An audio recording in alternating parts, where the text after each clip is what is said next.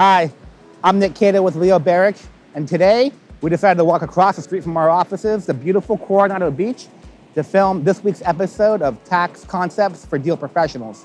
Now, before you continue on, please stop, take a look of the description of this video, and look at the prerequisite videos and articles that we've listed out so you get the most out of this. That being said, if you've done that, let's go ahead and continue on. On today's episode, we're going to be talking about the anti-churning rules. You're going to hear anti-churning thrown out a lot on deals, especially when there's rollover in the mix.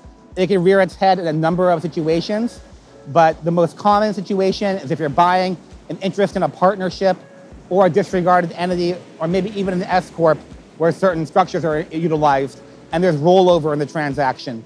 And that rollover generally needs to be greater than 20%, but depending on how you structure the deal, even a rollover of less than 20 can cause the anti-churning rules to apply.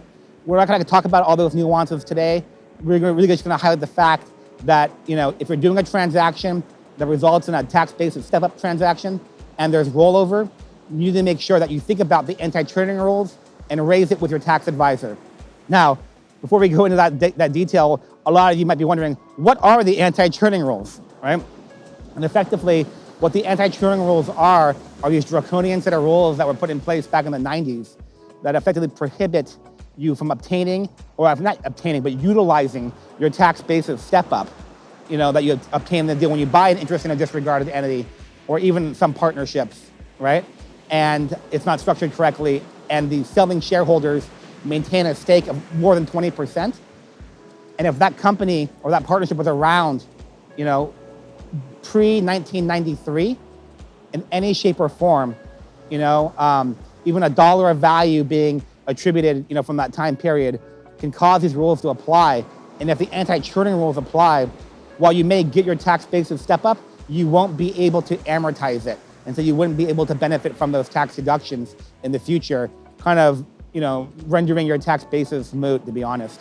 And so at the end of the day, the rules are very complex, but you as a deal professional need to just understand if you're getting a tax basis up in the deal and there is rollover, you need to raise the question, do the anti-churning rules apply? Do we need to be worried about it? And if your advisor says no, because we have less than 20% rollover, ask the question and make sure that they've thought through some of the attribution rules that could apply in certain deal structures, because it's becoming more and more common to see it apply even if you're rolling less than 20. All right, everyone, that's it for today. Thanks again so much for tuning in. Really appreciate your guys' time. Be sure to like and subscribe and visit our website, leobarrick.com. Thank you.